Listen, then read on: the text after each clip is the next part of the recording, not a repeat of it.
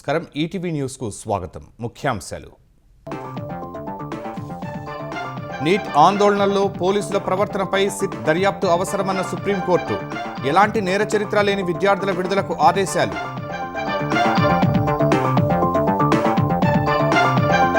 ఎఫ్ఐఆర్లపై దర్యాప్తు కొనసాగించేందుకు ఢిల్లీ ప్రభుత్వానికి అనుమతి, కఠిన చర్యలు వద్దని సూచన. 6 రాష్ట్రాల సీఎస్ల వివరణ కోరిన సుప్రీం. పబ్లిక్ పరీక్షల అక్రమాల నిరోధక బిల్లుపై లోక్సభలో మొదలైన చర్చ. లీకేజీల నివారణకు అన్ని చర్యలు పొందుపరిచామన్న జితేందర్ సింగ్.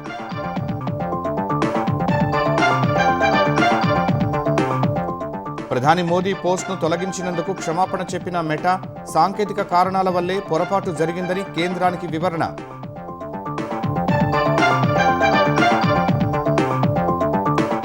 భారత సరిహద్దులకు చేరువలో వైమానిక సామర్థ్యం పెంచుకుంటున్న చైనా. 5వ తరం J-20 స్టెల్త్ విమానాలను మోహరించిన డ్రాగన్. క్యాన్సర్ రోగుల కోసం అమరావతిలో జెనోమిక్ సొల్యూషన్స్ సెంటర్. జన్యుపరమైన పరిశోధనతో చికిత్స అందించే దిశలో ముందడుగు. మన్యం జిల్లాలో అభివృద్ధి పనుల్లో నాణ్యతా లోపాలపై పవన్ ఆగ్రహం. కాంట్రాక్టర్పై చర్యలు తీసుకోవాలని అధికారులకు ఆదేశం. ఢిల్లీ పర్యటనలో ముఖ్యమంత్రి రేవంత్ రెడ్డి. పార్లమెంటు ప్రాంగణంలో కేంద్ర మంత్రులను కలిసే అవకాశం. తెలంగాణ అంశాలపై చర్చ.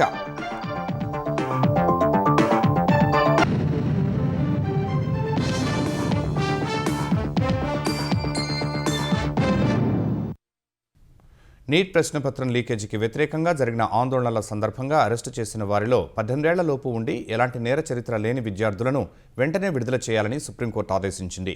ఈ ఆందోళనలకు సంబంధించిన అన్ని ఎలక్ట్రానిక్, డిజిటల్ ఆధారాలను భద్రపరచాలని అధికారులకు సూచించింది. విద్యార్థులపై పోలీసులు మితిమీరి వ్యవహరించారనే ఆరోపణలపై ప్రత్యేక దర్యాప్తు బృందంతో విచారణ అవసరమని సుప్రీం ధర్మాసనం అభిప్రాయపడింది. నీట్ పేపర్ లీక్కు వ్యతిరేకంగా జరిగిన ఆందోళనల సమయంలో పోలీసుల దౌర్జన్యాన్ని ప్రశ్నిస్తూ దాఖలైన పలు పిటిషన్లపై సుప్రీంకోర్టు విచారణ చేపట్టింది. ఈ వ్యవహారంపై మధ్యంతర ఆదేశాలు జారీ చేసింది. ఆందోళనలు జరిగిన అన్ని రాష్ట్రాల్లోనూ సీసీటీవీ ఫుటేజీలు, డ్రోన్ రికార్డింగ్లు, బాడీ కెమెరా ఫుటేజీలు, వైర్లెస్ కమ్యూనికేషన్ రికార్డులు, పీసీఆర్ లాగ్లతో పాటు ఇతర డిజిటల్ ఆధారాలను భద్రపరచాలని ఆదేశించింది. ఆందోళనకారులకు సంబంధించి సేకరించిన డిజిటల్ డేటాను భద్రపరచాలని, దాన్ని బహిర్గతం చేయకూడదని స్పష్టం చేసింది.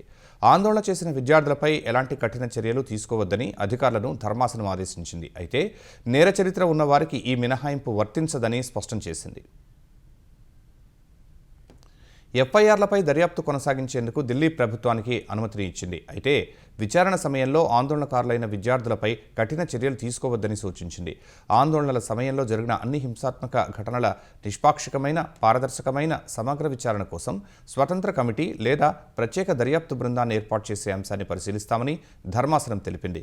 ఈలోపు కేంద్రం, సంబంధిత రాష్ట్ర ప్రభుత్వాలు తమ వాదనలను తమ ముందు ఉంచాలని ఆదేశించింది.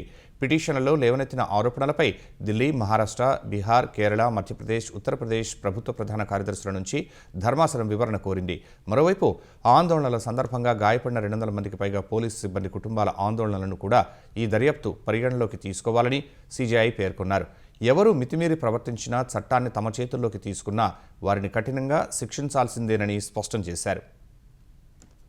దేశంలో ప్రశ్నపత్రాల లీకేజీ ఘటనలు వ్యవస్థీకృత నేరాలుగా మారాయని కేంద్ర మంత్రి జితేంద్ర సింగ్ అన్నారు.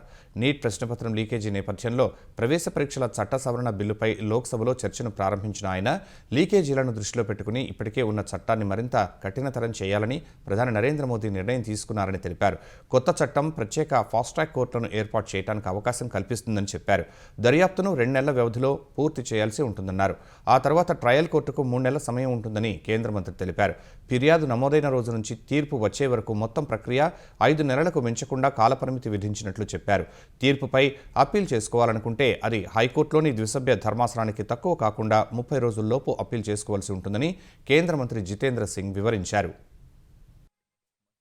जो सब सेक्शन 1 ऑफ सेक्शन 10 था उसमें था कि एनी पर्सन और persons involved will be liable to a punishment not less than 3 to 5 years and a fine up to 10 lakh. आज ये जो अमेंडमेंट लाया जा रहा है इसके तहत the same duration of imprisonment has been made not less than 5 to 10 years and fine up to 50 lakh. The section 2 of subsection 2 of section 10. तो सर्विस प्रोवाइडर के लिए सजा पहले भी काफी मजबूत थी. There was fine up to 1 crore in the 24 act. उसको बढ़ा करके अब 5 करोड़ किया जा रहा है. విద్యను కూడా ఓట్లు సంపాదించే మార్గంగా ఎన్డీఏ సర్కారు భావిస్తోందని కాంగ్రెస్ సభ్యుడు గౌరవ్ గొగోయ్ ఆరోపించారు. పేపర్ లీకేజీ కేసుల విచారణలో ప్రభుత్వం ఉదాసీన వైఖరి ప్రదర్శించిందని మండిపడ్డారు. 2024లోనూ నీట్ ప్రశ్నపత్రం లీక్ అయితే చట్టం తెచ్చినప్పటికీ పటిష్ట చర్యలు తీసుకోలేదని విమర్శించారు. పదే పదే లీకేజీలు జరుగుతున్నా ఎన్టీఏ చైర్మన్ను ఎందుకు తొలగించలేదని ప్రశ్నించారు. ఆర్ఎస్ఎస్ భావజాలం ఉన్నవారినే వర్సిటీ పదవుల్లో నియమిస్తున్నారని విమర్శించారు.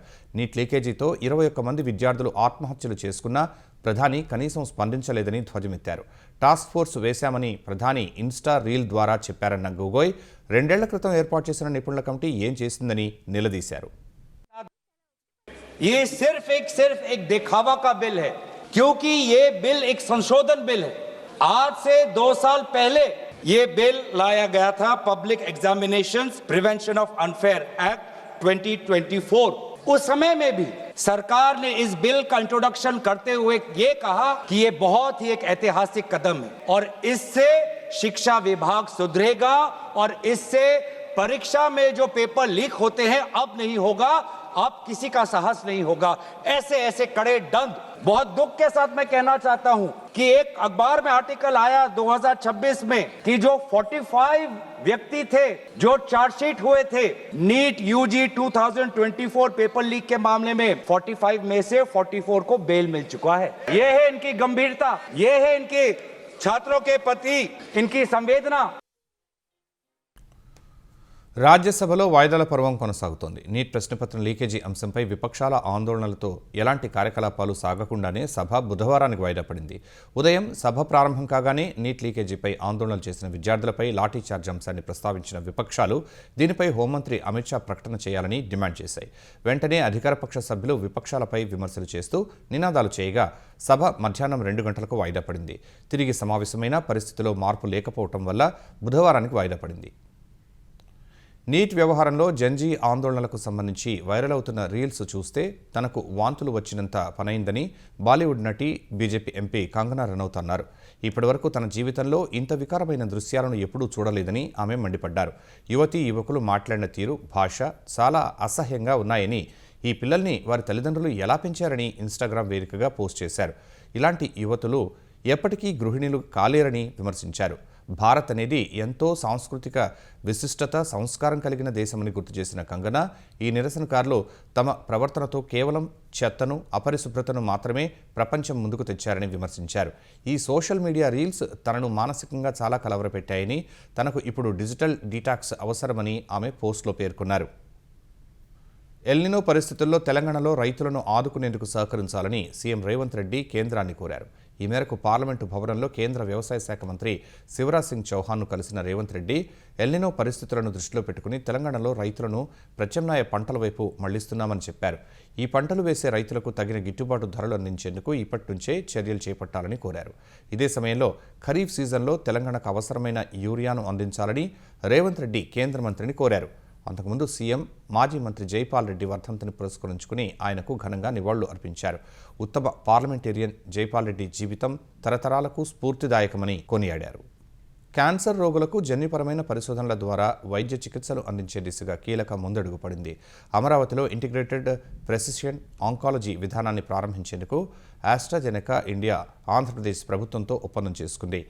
సీఎం చంద్రబాబు సమక్షంలో జరిగిన ఈ ఒప్పందం ప్రకారం రిలయన్స్కు చెందిన స్ట్రాండ్ లైఫ్ సైన్సెస్, QRAI సంస్థలతో కలిసి AstraZeneca integrated genomic solutions centre ఏర్పాటు చేయనుంది.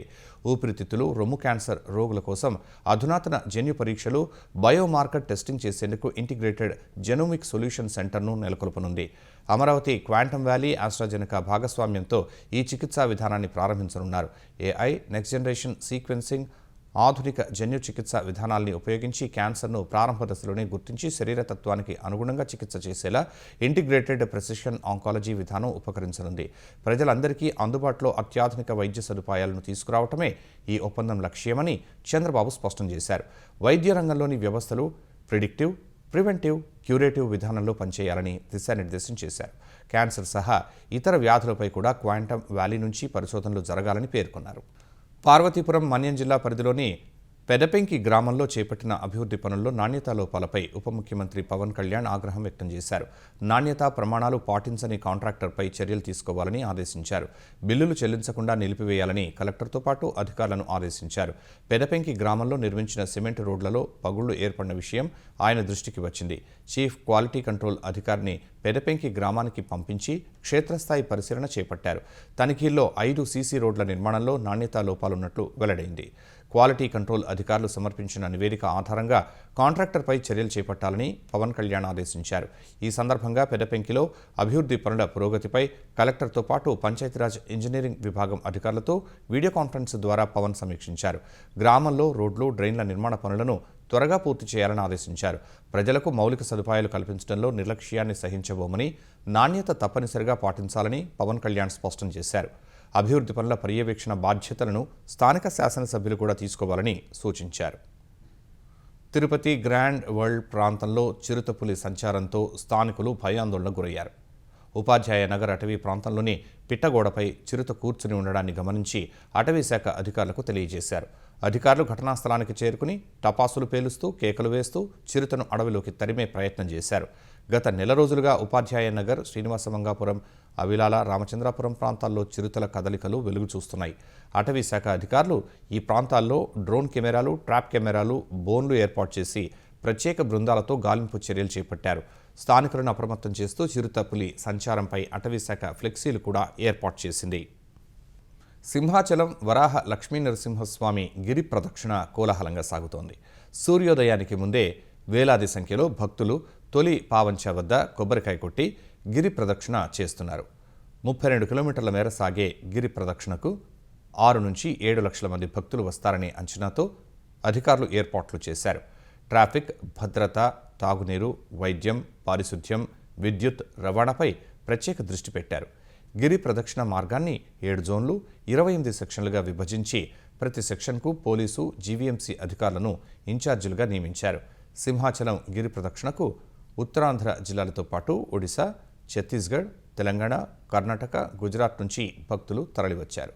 గిరి ప్రదక్షిణకు ఏర్పాట్ల పట్ల భక్తులు సంతృప్తి వ్యక్తం చేస్తున్నారు. ప్రధాని నరేంద్ర మోదీ పోస్ట్ చేసిన వీడియోను తొలగించినందుకు కేంద్ర ప్రభుత్వానికి ఫేస్బుక్ యాజమాన్య సంస్థ మెటా క్షమాపణ చెప్పింది. ఈ వీడియోను ఉద్దేశపూర్వకంగా కానీ కంటెంట్ పాలసీ కారణంగానో తొలగించలేదని స్పష్టం చేసింది. కేవలం సాంకేతిక కారణాల వల్లే అలా జరిగినట్లు మెటా స్పష్టత ఇచ్చింది. అంతేకాకుండా ఆ వీడియోను అందరికీ కనిపించేలా పునరుద్ధరించింది. అంతకుముందు ఫేస్బుక్లో ప్రధాని మోదీ పోస్టు కనిపించకుండా పోవటాన్ని కేంద్రం తీవ్రంగా పరిగణించింది. మెటా, ఇన్స్టాగ్రామ్, గ్లోబల్ హెడ్స్కు కేంద్ర ఐటీ శాఖ సమన్లు జారీ చేసింది. అలా ఎందుకు జరిగిందో సమగ్ర వివరణ ఇవ్వాలని స్పష్టం చేసింది.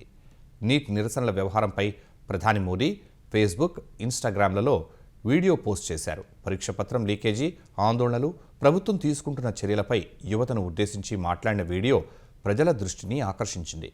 ఈ వీడియోకు 24 గంటల్లోనే 303 మిలియన్లకు పైగా వ్యూస్ వచ్చాయి. ఇది ప్రధాని మోదీ సోషల్ మీడియా పోస్టుల్లో అత్యధికంగా వీక్షించిన వాటిలో ఒకటిగా నిలిచింది. వైసీపీ ప్రభుత్వ హయాంలో అంగన్వాడీ కార్యకర్తలకు అమ్మఒడి ఇవ్వకుండా గొడ్డలి పార్టీ అన్యాయం చేసిందని ఏపీ విద్యాశాఖ మంత్రి నారా లోకేష్ మండిపడ్డారు. కూటమి ప్రభుత్వం అంగన్వాడీలకు తల్లికి వందనం పథకం వర్తింపచేసినందున వారు సంతోషంతో తన పెనమలూరు నియోజకవర్గ పర్యటనలో కృతజ్ఞతలు తెలిపారని లోకేష్ చెప్పారు. గొడ్డలి పోటును గుండెపోటుగా ప్రచారం చేసిన గొడ్డలి పార్టీ అంగన్వాడీల ఈ కృతజ్ఞత ర్యాలీని నిరసన ర్యాలీ అంటూ విష ప్రచారం చేస్తోందని ధ్వజమెత్తారు. ఫేక్ రియల్ అంటూ అంగన్వాడీల కృతజ్ఞత ర్యాలీపై లోకేష్ వీడియో విడుదల చేశారు. ఒకప్పుడు గంజాయి సాగుకి నిలయమైన మన్యం ప్రాంతం ఇప్పుడు దాన్ని పూర్తిగా పక్కన పెట్టి వ్యవసాయం వైపు అడుగులు వేయటం చాలా సంతోషకరమైన పరిణామమని ఆంధ్రప్రదేశ్ మంత్రులు అనిత, సంధ్యారాణి అన్నారు. అల్లూరు జిల్లా పాడేరు మండలం మారుమూల కొండ గ్రామం సప్పిపుట్టులో పర్యటించిన మంత్రులు స్థానిక గిరిజనులతో మమేకమయ్యారు. Eagle team IG IK Ravikrishna ఆధ్వర్యంలో ఉద్యానవన మొక్కలు పంపిణీ చేశారు. అంతకుముందు థింసా నృత్యంతో గిరిజనులు మంత్రులకు స్వాగతం పలికారు. ఈ గ్రామంలో వాళ్ళ స్థితిగతులు అన్ని తెలుసుకోవడం జరిగింది. వాళ్ళు కూడా చాలా హ్యాపీగా ముందుకు వచ్చి మేము గంజా సాగు మానేసాము, ఈరోజు మాకు గవర్నమెంట్ ఇస్తున్న ఈ మొక్కలన్నిటితోని కూడా మాకు జీవనోపాధి చాలా బాగుంది అని చెప్పి వాళ్ళు కూడా మాట్లాడడం జరిగింది. జీరో కల్టివేషన్ చేసి ఈరోజు మా అందరికీ సహకరిస్తున్న ఇక్కడున్న అందరికీ కూడా పేరు పేరున నేను ధన్యవాదాలు తెలియజేసుకుంటున్నా. ఇంతకు పూర్వం గంజాయి విపరీతంగా సాగు చేసిన వాళ్ళంతా ఈరోజు గంజాయి మేము మానేసాము. మేము కాఫీ, పెప్పర్, పసుపు ఇలాంటివన్నీ కూడా సాగు చేసుకుంటున్నాం అనే వాళ్ళు ఎంతో సంతోషంగా చెప్తున్నారు. ఈరోజు అవకాడో మొక్కల్ని మేము ఫ్రీగా ఇస్తే వాళ్ళు ఎంత సంతోషంగా ఈ మొక్క బయట కొంటే 250 రూపాయలమ్మ మీరు మాకు ఫ్రీగా ఇస్తున్నారని వాళ్ళంతా సంతోషంగా చెప్తున్నారు. కామన్వెల్త్ క్రీడల్లో భాగంగా వెయిట్ లిఫ్టింగ్లో రజత పథకం సాధించిన వల్లూరి అజయ్ బాబుకు ముఖ్యమంత్రి చంద్రబాబు అభినందనలు తెలిపారు. స్వల్ప తేడాతో బంగారు పథకం చేజారిన అజయ్ కనబరిచిన ప్రదర్శన ఛాంపియన్ను తలపించిందని పేర్కొన్నారు. విజయనగరం జిల్లాకు చెందిన అజయ్ బాబు తన తండ్రి వల్లూరి శ్రీనివాసరావు క్రీడా వారసత్వాన్ని కొనసాగిస్తూ అంతర్జాతీయ వేదికపై ప్రతిభ చూపటం గర్వకారణమని ఉప ముఖ్యమంత్రి పవన్ కళ్యాణ్ అభినందనలు తెలిపారు. అంకిత భావం, క్రమశిక్షణ, పట్టుదల, నిరంతర కృషికి అజయ్ నిదర్శనమని ప్రశంసించారు. ప్రపంచ వేదికపై మరిన్ని గొప్ప విజయాలు సాధించడానికి ఈ విజయం తొలి అడుగు కావాలని ఆకాంక్షించారు. అజయ్ బాబు అతని తండ్రి శ్రీనివాసరావును మంత్రి కొండపల్లి శ్రీనివాస్ అభినందించారు. శ్రీనివాసరావును క్యాంప్ కార్యాలయానికి పిలిపించి సన్మానించారు. అనంతరం అజయ్ బాబుతో వీడియో కాల్లో మాట్లాడి అభినందనలు తెలిపారు. రాజనీతితో కూడిన రాజకీయం చేసిన గొప్ప నాయకుడు జైపాల్ రెడ్డి అని తెలంగాణ మంత్రులు తెలిపారు. జైపాల్ రెడ్డి వర్ధంతి సందర్భంగా మంత్రులు పొన్నం ప్రభాకర్, కోమటిరెడ్డి వెంకటరెడ్డి, శ్రీధర్ బాబు, సీఎం రేవంత్ రెడ్డి సతీమణి గీతారెడ్డి నెక్లెస్ రోడ్లోని స్ఫూర్తి స్థల్ వద్ద నివాళులు అర్పించారు. విలువలు, సిద్ధాంతాలకు కట్టుబడి ప్రజా జీవితాన్ని గడిపిన ప్రజానేత జైపాల్ రెడ్డి అని మంత్రులు కొనియాడారు. మాజీ గవర్నర్ బండారు దత్తాత్రేయ కూడా నివాళులు అర్పించి జైపాల్ రెడ్డి సేవలను కొనియాడారు. పార్లమెంట్లో తన వాక్చాతుర్యం, విషయ పరిజ్ఞానంతో జైపాల్ రెడ్డి ప్రత్యేక ముద్ర వేశారని తెలిపారు. డబ్బుల కోసం మహిళలపై వేధింపులకు పాల్పడుతున్న నిందితుడిని శంషాబాద్ ఎయిర్పోర్టు పోలీసులు అరెస్టు చేశారు. నిందితుడి నుంచి ఫోన్ సహా పలు ఎలక్ట్రానిక్ పరికరాలను స్వాధీనం చేసుకున్నారు. క్యాటరింగ్ వ్యాపారం చేసే చెన్నూరు స్వామి అనే వ్యక్తి క్యాటరింగ్ వ్యాపారం చేసేవాడు. తనకు డబ్బులు ఇవ్వని మహిళ కస్టమర్లపై కోపం పెంచుకుని వారికి ఫోన్లు చేసి అసభ్య పదజాలంతో తిట్టేవాడని ఆర్జీఐఏ ఏసీపీ శ్రీకాంత్ గౌడ్ తెలిపారు. అంతటితో ఆగకుండా కాల్ గర్ల్స్ అంటూ ఆ మహిళల ఫోటోలను, వారి నంబర్లను సామాజిక మాధ్యమాల్లో పెట్టి వేధించేవాడని వెల్లడించారు. బాధితుల ఫిర్యాదు మేరకు కేసు నమోదు చేసుకుని నిందితుడిని అదుపులోకి తీసుకున్నట్లు ఏసీపీ చెప్పారు. అన్నిట్లో కూడా ఒకటే కంటెంట్, ఒకటే అవి ఫోటోలు పెడతానడం, తిట్టడం. ఆ తిట్లు భరించలేరాక ఒక్కసారి కాదు, అది రోజుకి వాడు 10, 20, 30, 40 కాల్స్ అయినా చేస్తాడు. ఫోన్లో ఎవరికి అందుకే ఎవరు దొరకడు, వాడి ఇల్లు అడ్రస్ దొరకదు. ఫోన్లో మాత్రమే ఎంతసేపు అయినా ఫోన్ భయానికి వాళ్ళు డబ్బులు వేస్తారని చెప్పేసి ఆ తిట్లు భరించలేక డబ్బులు మళ్ళీ వానికి వేస్తాను. వానికి అకౌంట్ లో డబ్బులు ఇస్తారమంటే రాడు వాడు. నాకు ఆన్లైన్ లోనే ఏమంటాడు, ఫోన్ పే, గూగుల్ పే చేయమని అంటాడు. వాడికి ఒక 3-4 నెంబర్లు ఉన్నాయి, తీసుకున్నాడు. అవి కూడా వాని పేరు మీద ఇంకా క్లియర్ గా లేవు. కొన్ని ఏంటంటే అక్కడ ఆ టైంకి వాడికి క్యాటరింగ్ బాయ్స్ బిజినెస్ చేసేవాడు కదా, ఆ బాయ్స్ ఫోన్ తీసుకొని తిట్టడం, లేదంటే ఏదైనా హోటల్ కాడ ఆగినప్పుడు వాళ్ళని ఒక ఫోన్ నెంబర్ కావాలని ఒక కాల్ తీసుకొని వాళ్ళ నెంబర్ తో తిట్టడం, అట్లా ఎవరితో వాడితే అలా రకరకాల నెంబర్లతో చేసేవాడు అనమాట. జనగామ జిల్లా పాలకుర్తి మండలం ఈరవెన్నులో దారుణం చోటు చేసుకుంది. వివాహేతర సంబంధం నేపథ్యంలో ఓ యువకుడు 4గురిపై కత్తితో దాడి చేయడం స్థానికంగా కలకలం రేపింది. ఓ మహిళతో వివాహేతర సంబంధం సాగిస్తున్న యువకుడిపై ఆమె బంధువులు దాడికి యత్నించగా అజయ్ అనే యువకుడు కత్తితో ప్రతిదాడి చేసినట్లు పోలీసులు తెలిపారు. ఈ ఘటనలో ఇద్దరికి తీవ్ర గాయాలు కాగా మరో ఇద్దరికి స్వల్ప గాయాలయ్యాయి. తీవ్రంగా గాయపడిన వారిని ఆసుపత్రికి తరలించి చికిత్స అందించగా ఇద్దరి పరిస్థితి విషమంగా ఉన్నట్లు వైద్యులు తెలిపారు. దాడికి పాల్పడ్డ నిందితుడు అజయ్ని అదుపులోకి తీసుకున్నట్లు పోలీసులు వెల్లడించారు. తెలుగు సినీ పరిశ్రమలో తనదైన నటనతో నవ్వులు పూయించిన సీనియర్ నటి పావలా శ్యామల ఇక లేరు. కొంతకాలం నుంచి అనారోగ్య సమస్యలతో బాధపడుతున్న ఆమె హైదరాబాద్లోని ఉస్మానియా ఆసుపత్రిలో చికిత్స పొందుతూ కన్నుమూశారు. గత అర్ధరాత్రి దాటిన తర్వాత 1:52 తీవ్రమైన గుండెపోటు గురైన పావలా శ్యామల మరణించినట్టు ఉస్మానియా ఆసుపత్రి వైద్యులు తెలిపారు. కొన్నేళ్ల నుంచి ఆర్థిక ఇబ్బందులతో సతమతమవుతున్న పావలా శ్యామల కుమార్తె కూడా ఆరోగ్య సమస్యలతో బాధపడుతున్నారు. 1951 ఏడాది గుంటూరు జిల్లా అమరావతిలో జన్మించిన ఆమె గణేష్ పాత్ర రచించిన పావలా నాటకంలో నటన ద్వారా పావలా శ్యామలగా పేరొందారు. 44 ఏళ్ల సుదీర్ఘ కెరీర్లో అనేక నాటకాలు, సినిమాలు, సీరియళ్లలో నటించారు.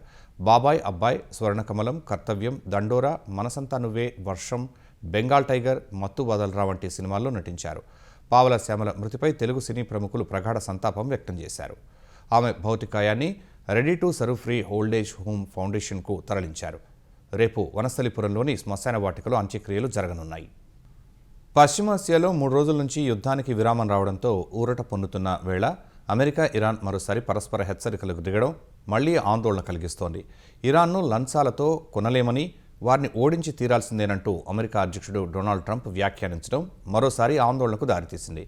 అంతటితో ఆగని ట్రంప్ ఇరాన్పై గట్టిగా విరుచుకుపడతామని హెచ్చరించారు.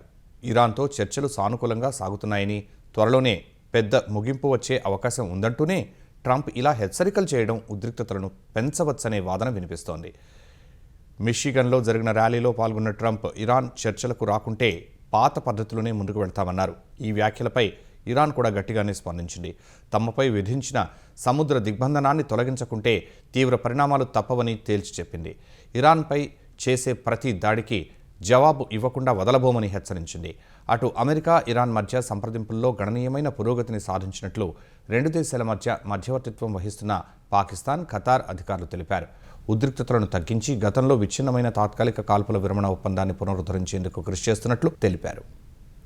భారత సరిహద్దులకు చేరువలో చైనా వైమానిక సామర్థ్యాన్ని భారీగా పెంచుకుంటోంది. అత్యంత ఆధునికమైన 5వ తరం J-20 మైటీ డ్రాగన్ స్టెల్త్ యుద్ధ విమానాలను భారత సరిహద్దుల వెంబడి మోహరించినట్లు శాటిలైట్ చిత్రాల ద్వారా వెల్లడైంది.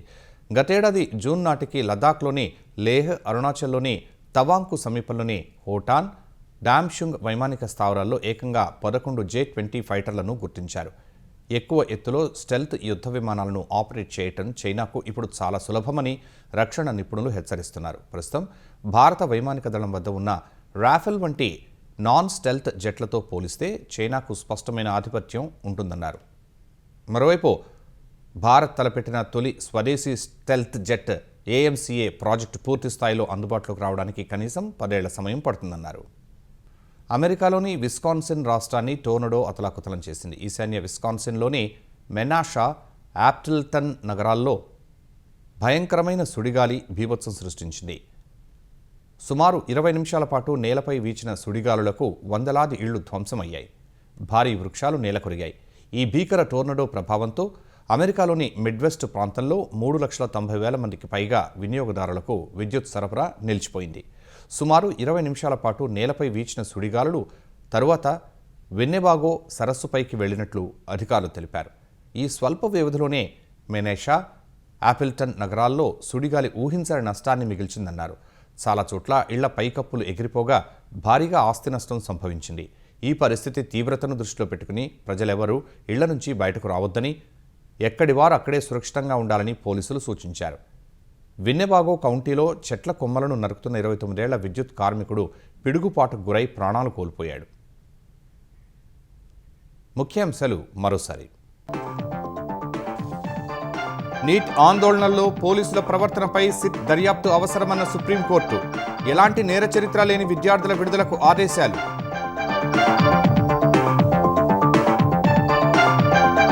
FIRలపై దర్యాప్తు కొనసాగించేందుకు ఢిల్లీ ప్రభుత్వానికి అనుమతి, కఠిన చర్యలు వద్దని సూచన. 6 రాష్ట్రాల CSల వివరణ కోరిన సుప్రీం. పబ్లిక్ పరీక్షల అక్రమాల నిరోధక బిల్లుపై లోక్సభలో మొదలైన చర్చ. లీకేజీల నివారణకు అన్ని చర్యలు పొందుపరిచామన్న జితేందర్ సింగ్.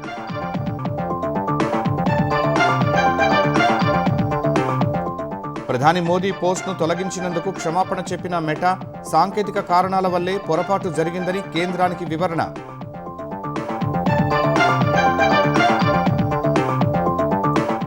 భారత సరిహద్దులకు చేరువలో వైమానిక సామర్థ్యం పెంచుకుంటున్న చైనా, 5వ తరం J-20 స్టెల్త్ విమానాలను మోహరించిన డ్రాగన్.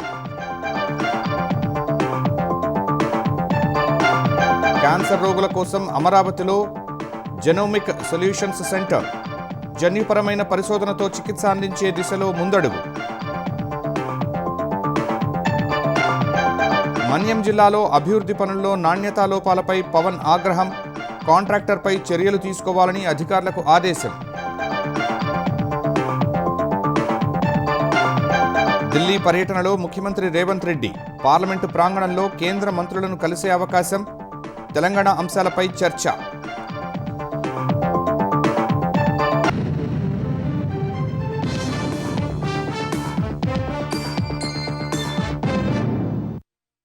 ఈటీవీ న్యూస్ సమాప్తం. నమస్కారం.